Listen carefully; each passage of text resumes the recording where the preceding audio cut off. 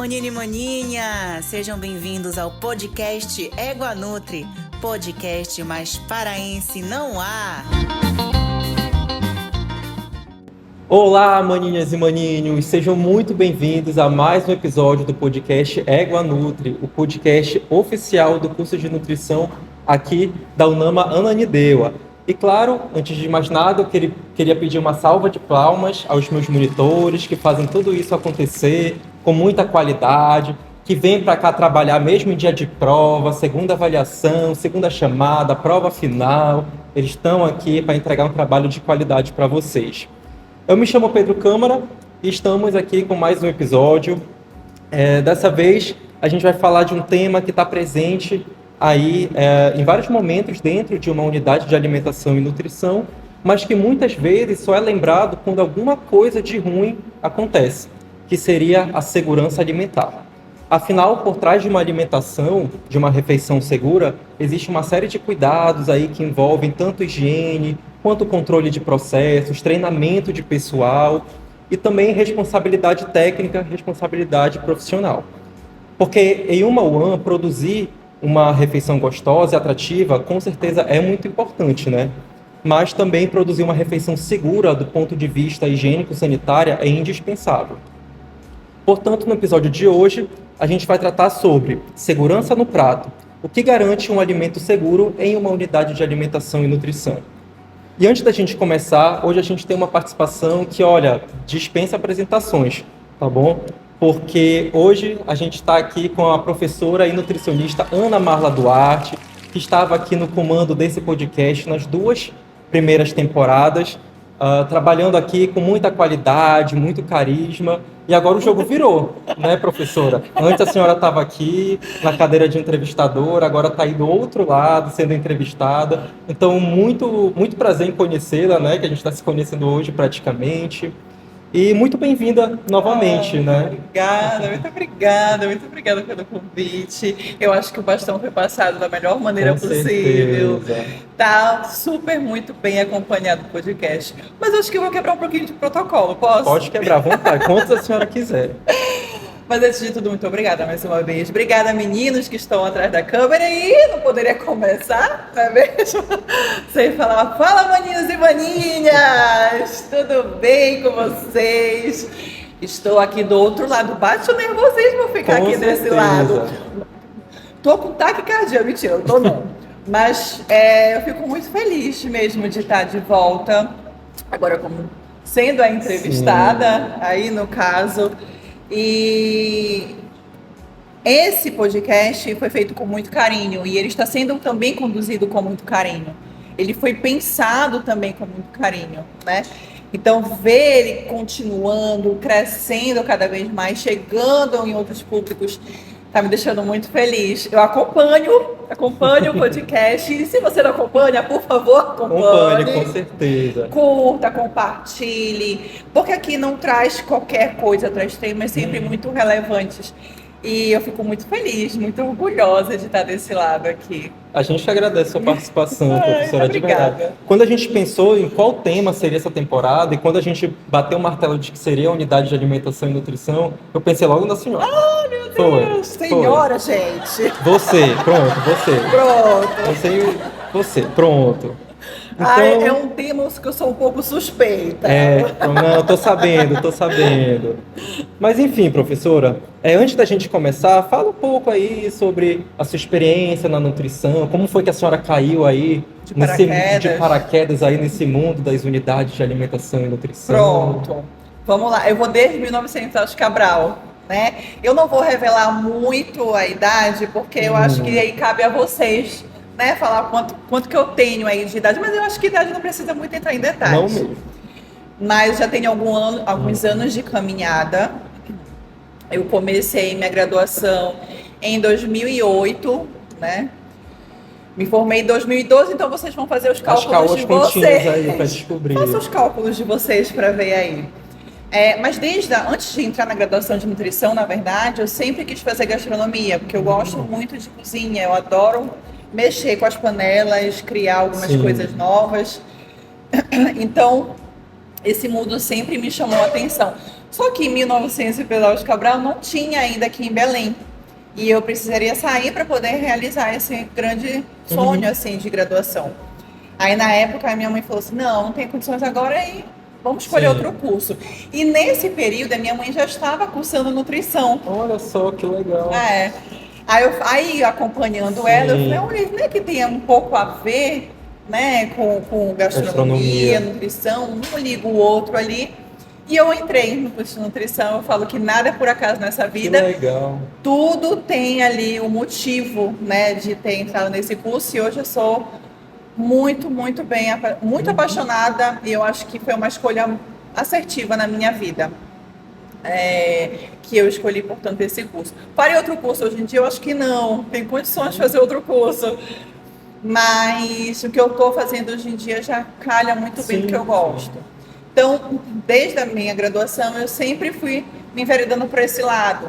Fui monitora também de bromatologia, porque eu gosto de entender o que tem dentro daquele alimento, qual a composição daquele alimento. Eu acho que é muito importante todo nutricionista entender o alimento como sendo, né? A gente não pode só meramente prescrever um monte de coisa e não saber a funcionalidade daquele alimento dentro do nosso organismo. Então, aí eu falei, pronto, eu acho que é essa área que eu vou seguir, né? Aí eu fiz iniciação científica, fiz monitoria, saí e eu falei, agora é o momento de eu conseguir me especializar em alguma coisa que também linke o que eu queria fazer antes. Aí eu também sou especialista em gastronomia funcional, que eu fiz em São Paulo, na Universidade da FAMESP. E no mesmo período eu já comecei eu falei, gastronomia funcional, pronto, eu estou entendendo sobre o alimento, algumas coisas do tipo, eu preciso continuar para levar uma bagagem também para Belém, algo a mais. E eu consegui entrar na Universidade de São Paulo, a USP, fiz meu mestrado também nessa parte de ciência dos alimentos e por motivos de família e tudo mais, voltei para Belém.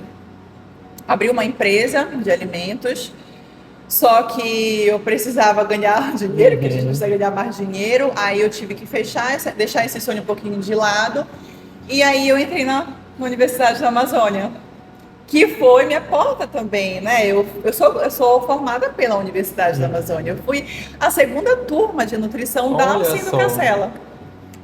E aí a UNAMA conseguiu, né, me abrir os braços, eu comecei eu entrei na docência e é um mundo que eu amo.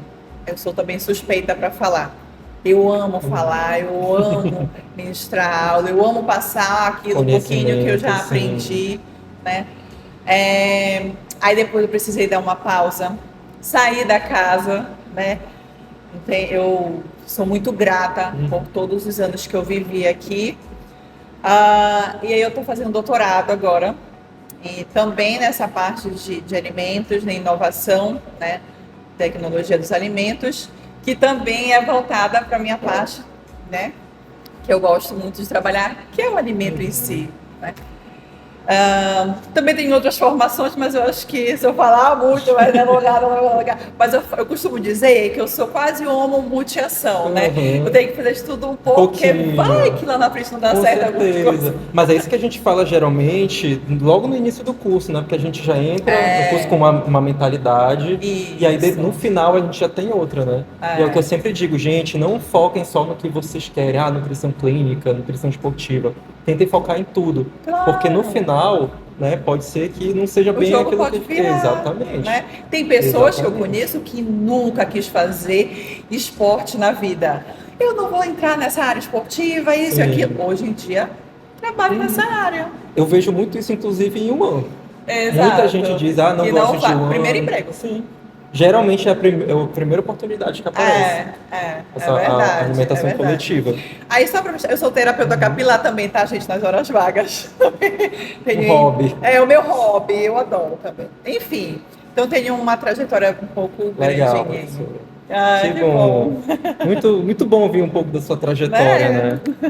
Então, pra gente começar de vez agora no tema, professora, quando uma pessoa chega ali num restaurante, numa escola, no hospital, para realizar uma refeição, ela normalmente avalia o sabor, a aparência, né? Se a variedade está muito grande daquela refeição, o alimento. Mas existe uma característica que a gente não consegue enxergar, que seria a segurança daquele alimento. Então, para a gente começar do início, por que a segurança alimentar é um dos pilares mais importantes dentro da UAN e quais podem ser as consequências quando esse controle não acontece de forma adequada? Olha, primeiro que a gente consegue enxergar muitas coisas em relação a notícias, né? Várias notícias a gente vê, e hoje a mídia, ela já coloca, você respirou aqui de forma errada, ela já coloca a notícia bem ali, exatamente. né? Então a gente sabe que a contaminação por via desses alimentos é muito grande hoje em dia. E principalmente quando a gente fala dos DTH, é uma sigla bem grande, né? Que são as doenças transmitidas de forma hídrica e por via de alimentos também. Então, segurança alimentar é uma forma que você tem de tornar aquele alimento de uma via boa, agradável e que ela seja, como o próprio nome já diz, seguro para você, né? Então, há muitos viés por trás disso. Então, de como é que eu consigo tornar, portanto, aquele alimento seguro, né?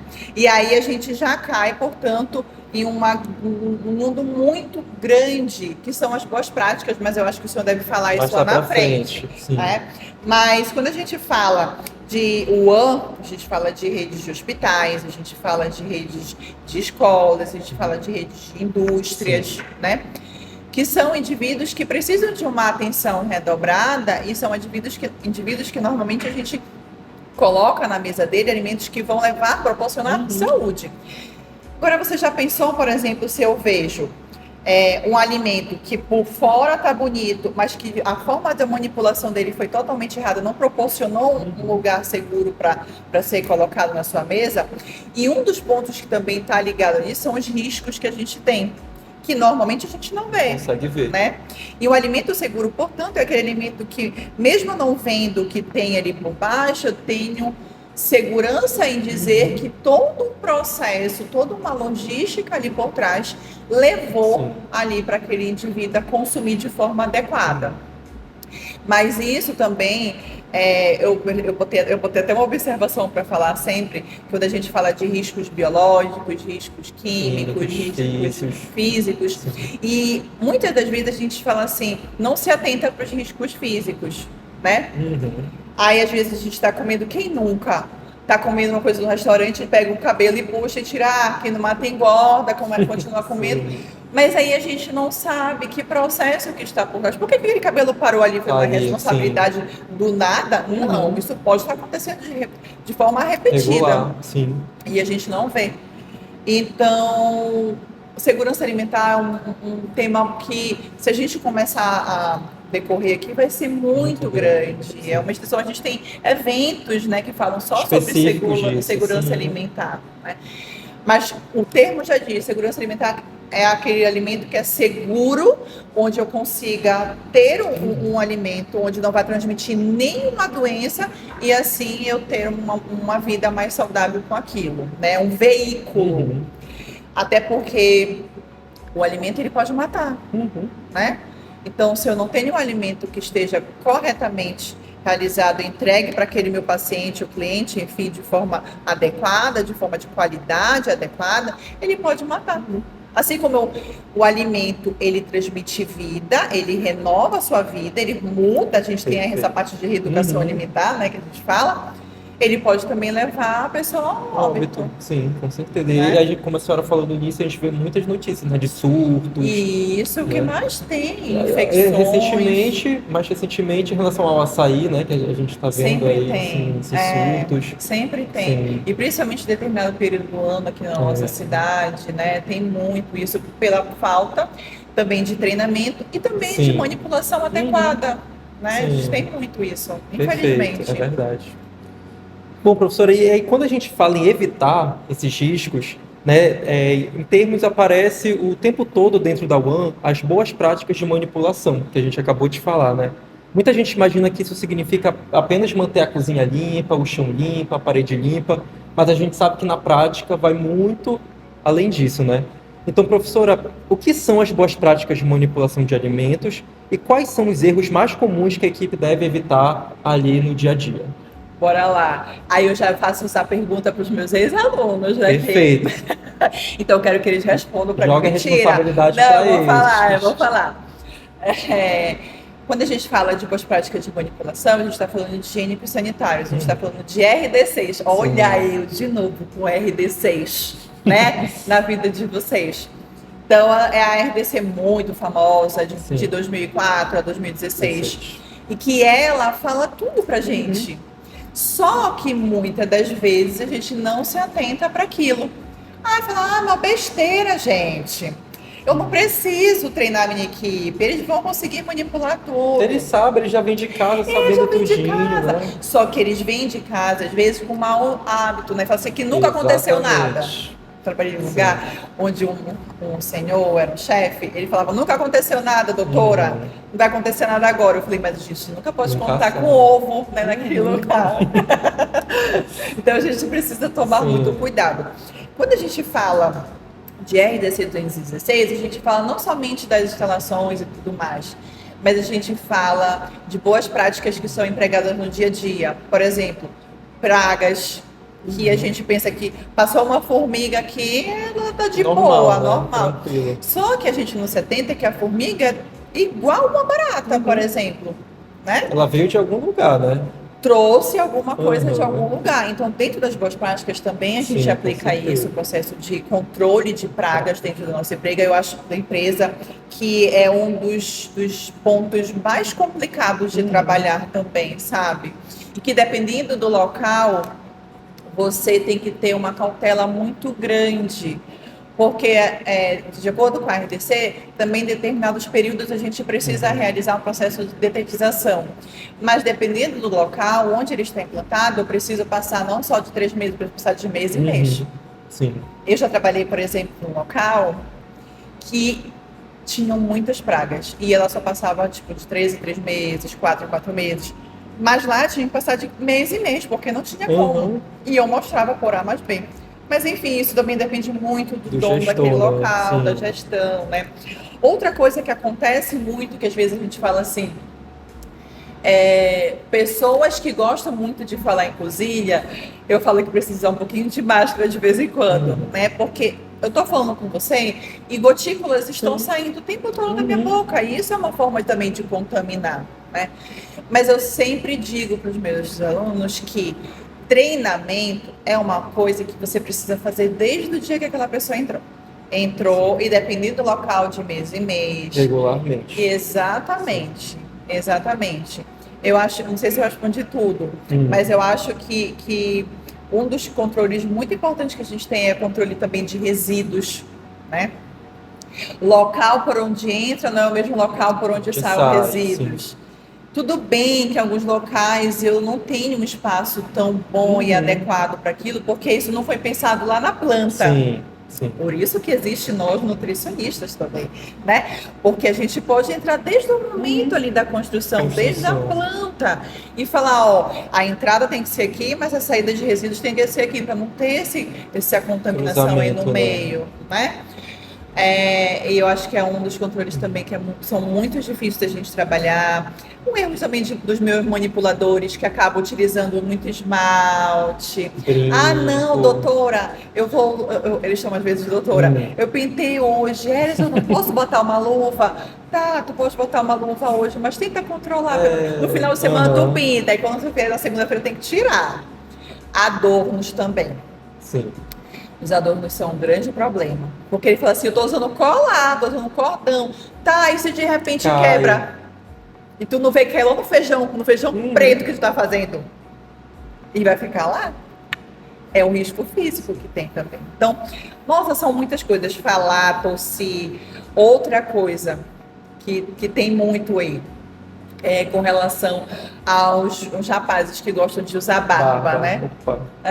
Não pode. Opa! Não pode, né? Eu lembro que na minha época de graduação, eu tive uma professora de técnica dietética. Se ela escutar, ela vai lembrar que que foi ela.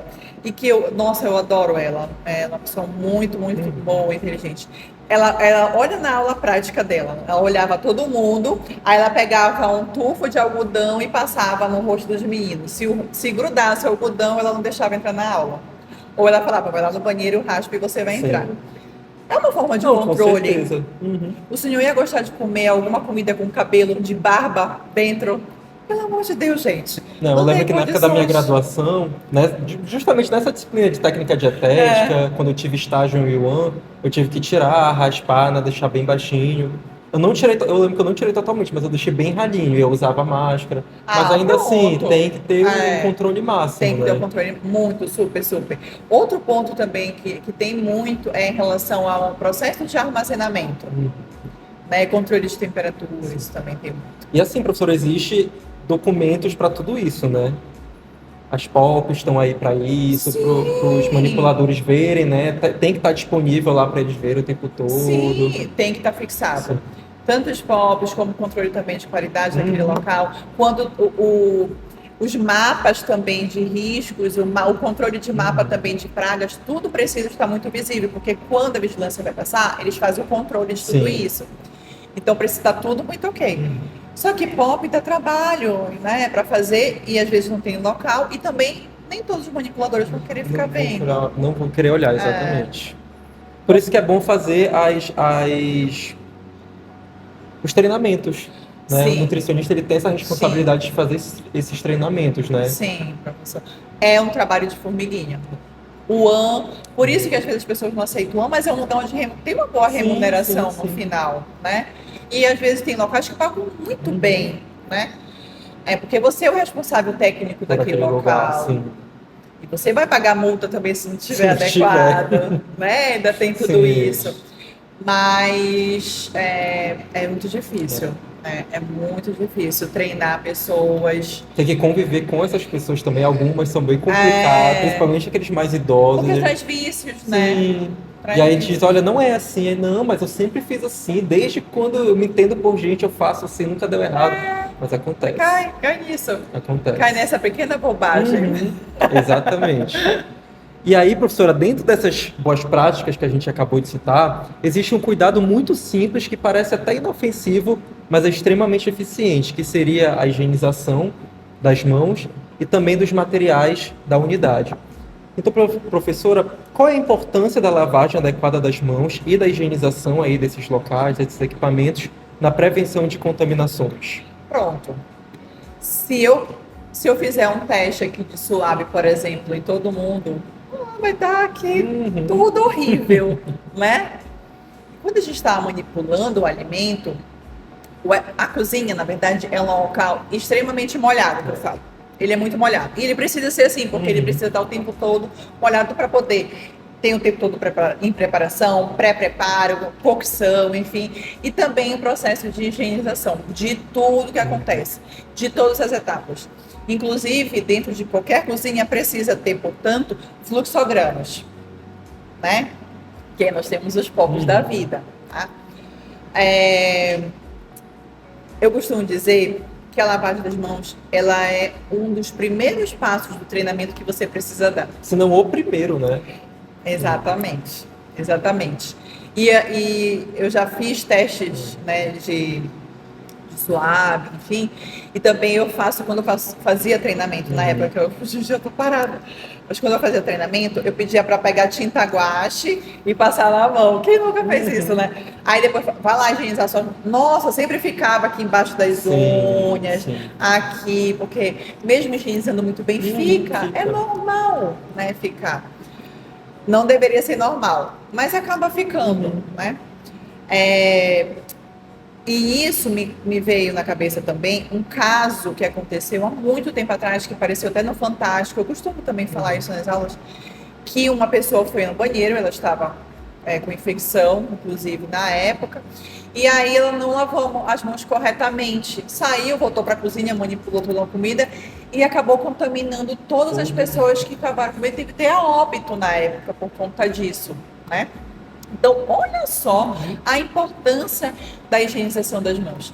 Então, às vezes as pessoas, por exemplo, não estou generalizando, que isso fique bem claro para a câmera e para todos que estão ouvindo, mas homens, por exemplo, às vezes acabam indo ao banheiro e não lavando corretamente as mãos, às vezes nem lavam as mãos. Sim. Né? Sair do banheiro, mulheres fazem isso, também podem fazer, né? Mas a estatística também mostra, o percentual mostra que os homens fazem muito isso. E que, inclusive, nessa matéria que eu acabei de falar para o senhor, foi um homem também que fez isso. Né? Enfim, não estou generalizando mais uma vez, queridos ouvintes, mas foi o que mostra ali, né, de percentual. Então, isso é importante. Outra coisa também, quando a gente fala que é importante, que acontece muito, é em relação à não higienização dos utensílios que também tem na cozinha, né? Que são as tábuas da vida, que são ali as panelas, que são as cubas. Por não ter uma boa higienização, consequentemente, isso vai contaminar ali outros preparos que você vai fazer, né? Que você vai realizar durante o dia ali, enfim. Então, é importante lavar as mãos? Sim. É importante lavar todos os utensílios todos os dias da cozinha? Sim. A cozinha precisa ser lavada todos os dias. Finalizou, eu vou higienizar a cozinha. Iniciei o trabalho, vejo como é que tá. Tá ok? Eu começo. E normalmente, em alguns lugares, eles realizam o processo de higienização também todas as preparações que vão ser realizadas. Então, eles fazem ali, passam álcool a 70 em tudo, para poder, aí deixa, né, um pouquinho, e depois eles começam ali a realizar o processo de manipulação, né, as atividades do dia. Então, quando eu falo de equipamentos, quando eu falo dos utensílios que são utilizados, quando eu falo de higienização correta das mãos, eu falo de um controle que precisa existir todos os dias. Aí vem mais uma coisa que a gente falou ainda há pouco aqui, que é, na verdade, o treinamento. Gente, se vocês não têm noção da importância que tem um treinamento dentro de uma cozinha, né? Então, se eu tenho uma equipe alinhada, se eu tenho uma equipe igual a fantástica da fábrica de chocolate, né? Que os Lumpa-Lumpas, que são todos ali, todos no mesmo jeito, na mesma dança e conseguem realizar tudo, a dança é ótima. Agora, quando eu tenho um que não consegue seguir, que não tem uma boa higienização, que não consegue seguir o padrão, que é um padrão que precisa seguir, né? A gente tira isso pelo padrão da ficha técnica, por exemplo. Sim. Ficha técnica que eu amo. Tem pessoas que não gostam de ficha técnica. Gosta, né? Mas a ficha técnica é um padrão que ela existe e ela funciona muito, né? Então, aí eu falo que o AN é uma prática de rotina. Todo dia é uma aventura nova, né? Todo dia é uma aventura nova. Mas que essas aventuras, elas se repetem de forma igual, assim, todos os dias, se você prestar atenção, né? E que ela é uma dança muito bonita quando a gente consegue aplicar tudo que é dito. Eu tenho duas situações que já aconteceram comigo, que um manipulador uma vez disse assim pra mim, não vou lavar as mãos porque eu vou calçar as luvas, né? Eu disse, tá, mas precisa lavar as mãos mesmo assim, a gente precisa lavar antes, bota as luvas, depois que terminar tira e lava de novo as mãos, né? A gente precisa ter esse controle, mas na cabeça de alguns não funciona assim, né? Outra situação também que eu já presenciei foi que uma vez eu estava pegando ônibus e eu vi um manipulador já com o uniforme dele dentro do ônibus. E olha que eu já tinha alertado. Meu Deus. Outra coisa problemática, que é bem recorrente. Que acontece inclusive. muito. A gente fala, mas tem que ficar reforçando. Por isso que o treinamento tem que ser recorrente, contínuo. Doutor, não vai acontecer nada. Vai acontecer. Sempre acontece. Perfeito, professor. Então, às vezes, um alimento pode até estar com aparência normal, um cheiro adequado, um sabor também, né, dentro da normalidade, mas ainda assim ele pode apresentar um risco. E um dos fatores que mais influenciam isso é a temperatura. Então, por que o controle da temperatura dos alimentos é tão importante durante o armazenamento, o preparo e também na distribuição dessas preparações? Quando a gente fala de controle de temperatura, é outro tema muito sensível, né? E a gente pensa que é brincadeira, mas não é. A gente sabe dos micro-organismos que são patogênicos e que conseguem se multiplicar em temperaturas ali boas, né? Assim, normalmente um pouco abaixo, né? De 65 graus Celsius. Então, quem foi meu aluno sabe que quando é distribuído, a gente precisa estar com uma temperatura de 65 graus Celsius, em torno ali de 3, eu não gosto de falar 4 horas, mas na nossa legislação está lá, 4 horas, até 4 horas elas ficam lá. E tem que realizar toda hora, pegar o espeto, ou então pegar lá o termômetro, né, de pistola, verificar se está ok, se não está a temperatura. E isso é muito sério, porque a gente sabe do risco de contaminação que o alimento tem. Não, mas a gente controlou desde o início. Ele foi preparado numa temperatura de acima de 100 graus Celsius, deu tudo ok, tá. Mas nesse momento de tirar da basqueta e colocar para ali, alguma coisa pode ter acontecido ali. Ou alguém falou e já entrou ali um micro-organismo, já pode ter contaminado. Enfim, a gente sempre tem alguma coisa que pode acontecer nesse meio termo, né? Não só controlar, eu acho que o processo de cocção mesmo daquele produto, mas controlar principalmente esse meio de campo. Eu acho que nesse meio de campo, na verdade, quando a gente acha, a gente não tem certeza, mas nesse meio de campo é onde acontecem muitas coisas, sabe? É onde a gente tem, por exemplo, um controle ineficiente, um processo de pegar uma basqueta e armazenar numa temperatura que não é adequada para aquilo até distribuir, né? Então, o controle de temperatura é um dos processos que a gente precisa ficar muito atento. Que muitos restaurantes não fazem. Que não fazem. Principalmente quando eu tenho uma matriz, onde tem uma preparação, né? Onde eu faço todas as preparações e saio distribuindo para as demais, né? E isso é onde acontece normalmente, são onde acontece, na verdade, os processos de contaminação. Sim. Que pode ser por uma contaminação cruzada, pode ser por uma contaminação de uma temperatura que não foi adequada para aquele tipo de preparação. Onde acontece muito são nos frios, né? Onde eu tenho processos de mau armazenamento até chegar no processo de distribuição, é onde a gente tem uma perda muito grande normalmente. Os quentes, a gente ainda consegue controlar, acho que bem mais. Mas os frios é onde a gente não consegue ter um controle muito rígido, grande. Né? Com certeza.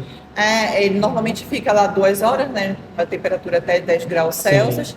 Mas eu costumo dizer que tem que controlar muito. Porque eles ficam distribuídos, tem que ter o sensor da temperatura tem que estar funcionando, porque senão já não vai dar certo. Então, se não está dando certo ali, controla com a pistola, com o termômetro de pistola, né? Que daí você tem um controle maior. Mas a aparência, às vezes, né? Quem vê cara, às vezes não vê coração. Com certeza. A mesma coisa. Com a comida, às vezes está lindo, está brilhando, mas dentro está totalmente contaminado. Porque não teve esse controle adequado. Então, eu preciso saber qual a temperatura adequada para aquele tipo de alimento, eu preciso saber se teve um processo de controle durante todo esse deslocamento, né, daquela refeição.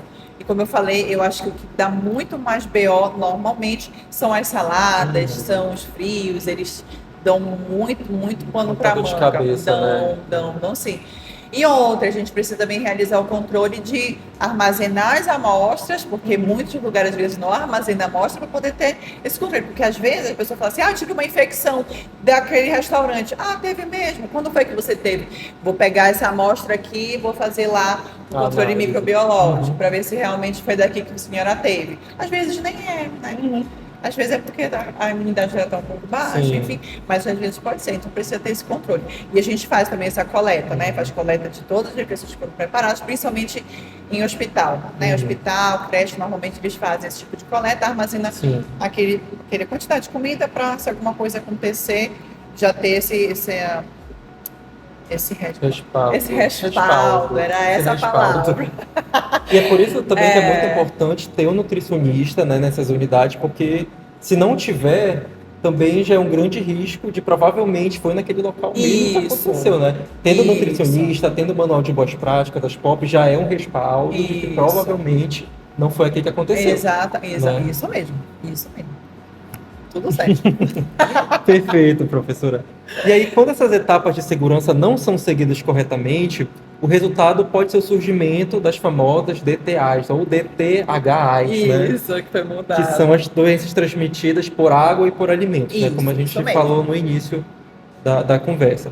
O que são as DTAs e quais os principais riscos que elas representam para a saúde dos consumidores? Bom, quando eu falo de DTH, né, são doenças transmitidas tanto por água quanto por alimentos, né? Alimentos sólidos.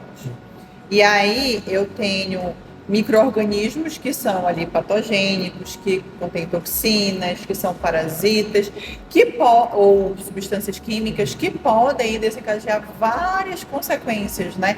Como náuseas, vômitos, dores abdominais, condições de desidratação, febre, condições até sistêmicas também. Então, isso pode levar a óbito se eu não tiver um cuidado muito grande. Então, precisa ter uma atenção redobrada com esses sintomas, tá? E a gente tem um tempo, umas horas mínimas aí para poder correr e logo procurar um bom atendimento, né? Se não me falha a memória, eu acho que são 72 horas ou 48 horas, aí, né? mais ou menos. Não me lembro agora porque são muitas informações, mas eu posso também depois passar para vocês. E aí a gente precisa ter esse tempo mínimo ali, máximo, para poder ter um atendimento rápido, né? Então, que podem ser devido a contaminações cruzadas, né? Quando a gente fala ali de alimentos também, a gente pode também falar de contaminações cruzadas, que pode ser um risco também ali. E quando a gente fala de contaminação cruzada, é quando a gente prepara um alimento, por exemplo, que contém glúten, e outra pessoa não pode porque ela tem um processo ali que pode desencadear algo maléfico para ela, né? E quando eu falo de DTH, eu falo, portanto, dessas substâncias que são ali, que contêm todos esses micro-organismos. Como é que eu consigo evitar isso? Treinamentos. Treinamento é o primeiro ponto, né?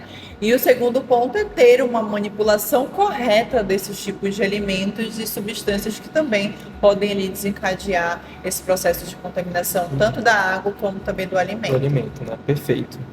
E aí é importante destacar que a segurança alimentar não depende apenas do nutricionista em si, né? Como a senhora falou ali de treinamentos, dos manipuladores. Então, desde quem recebe o alimento a quem serve a refeição, cada pessoa possui um papel fundamental aí nesse processo, né? Então, como a equipe de uma UAN pode contribuir diariamente para garantir a qualidade e a segurança desses alimentos que são produzidos? A segurança dos alimentos depende do meu funcionário. Ela depende não de forma majoritária, mas ela depende de um percentual muito grande. Principalmente dele. Ele o grande veículo. Normalmente, ele pode ser normalmente o grande veículo da minha contaminação. Ele não é de forma isolada.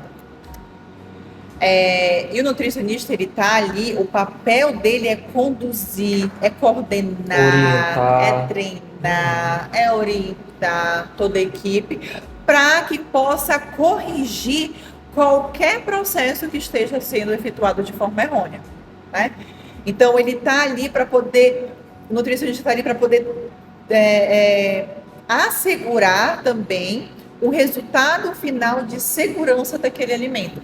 Mas o meu funcionário é que ele está ali para poder, então, realizar toda uma logística que acontece antes de ter aquele produto final. Então, desde onde que acontece essa logística, né? Desde o processo do meu fornecedor.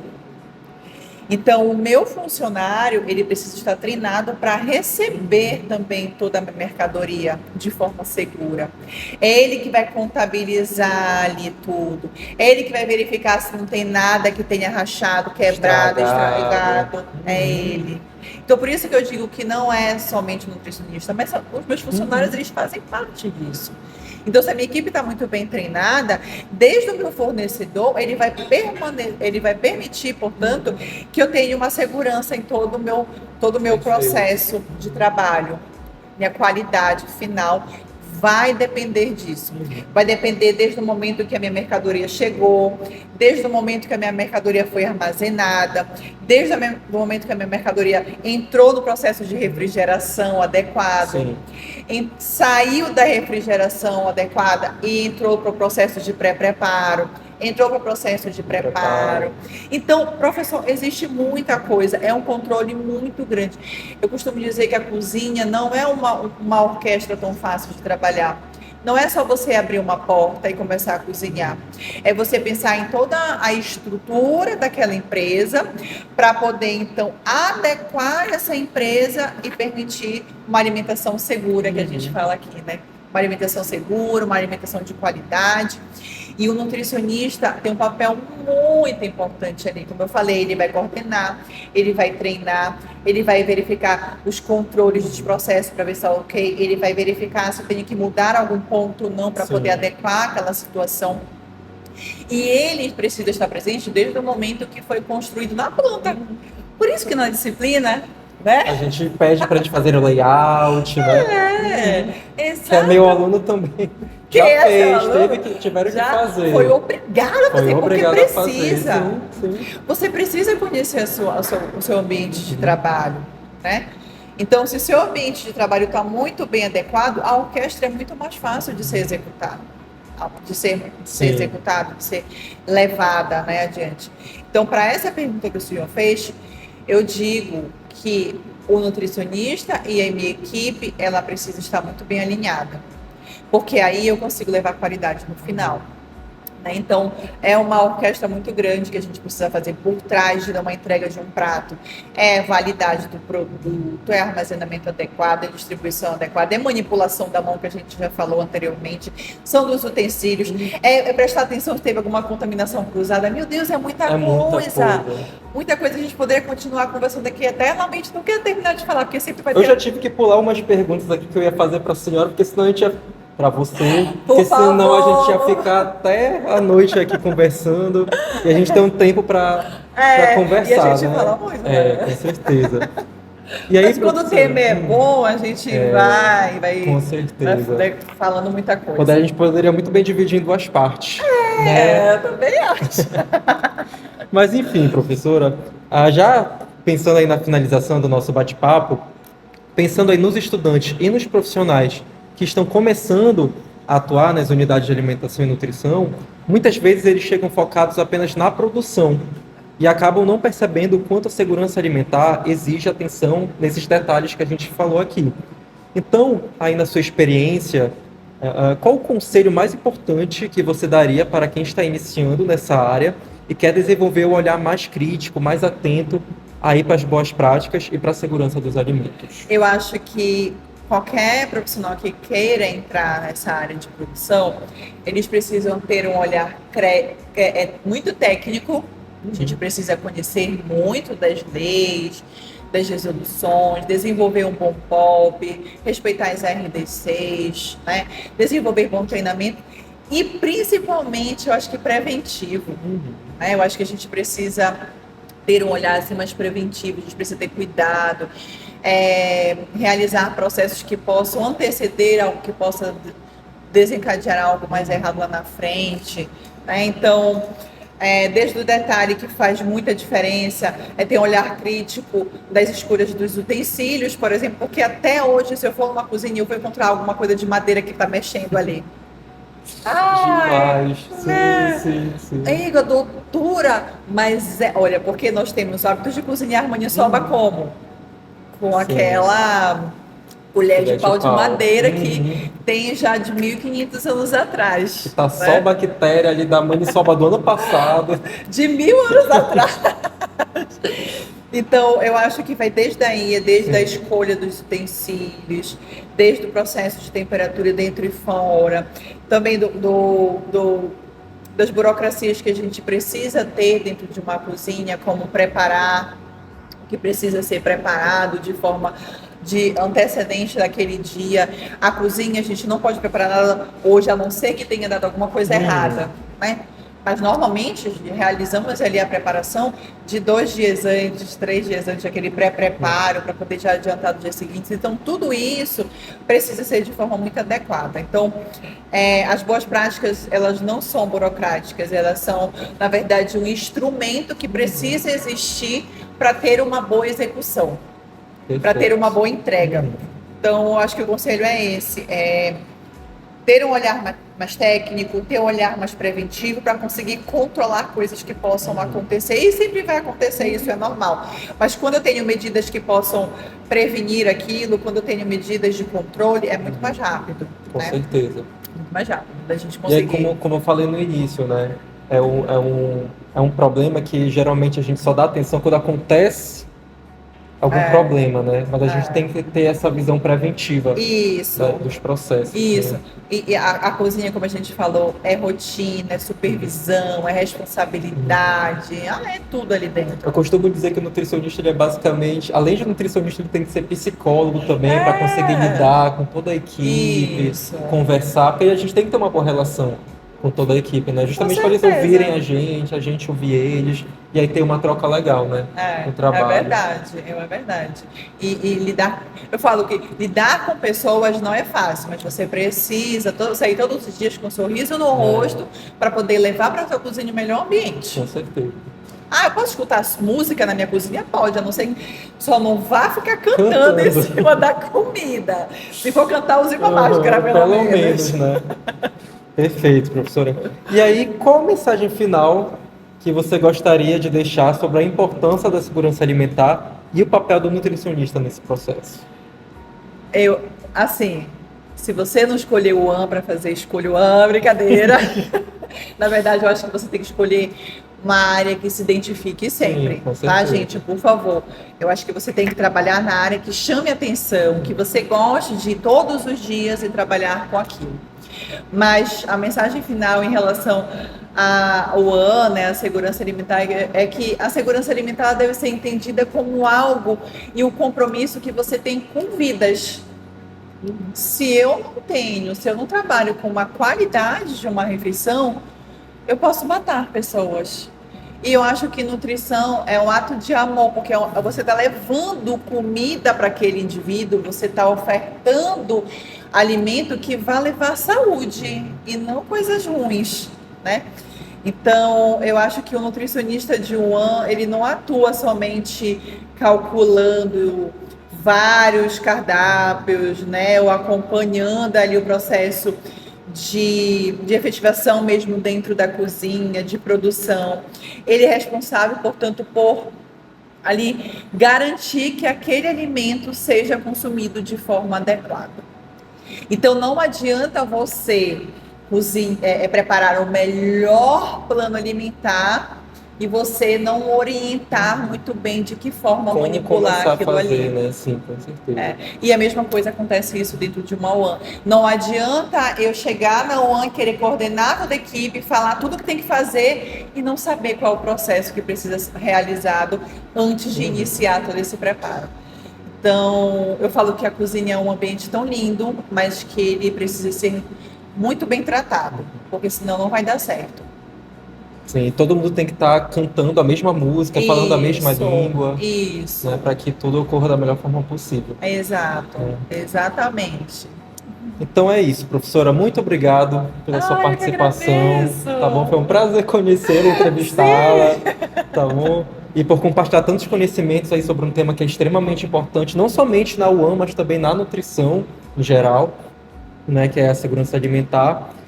E para você ouvinte, esperamos que esse episódio tenha aí mostrado que a segurança alimentar é muito mais do que seguir apenas normas, né, diretrizes, leis, é proteger vidas, como a professora Ana Marla falou, por meio das práticas responsáveis e de um trabalho realizado com muito cuidado durante todos os dias.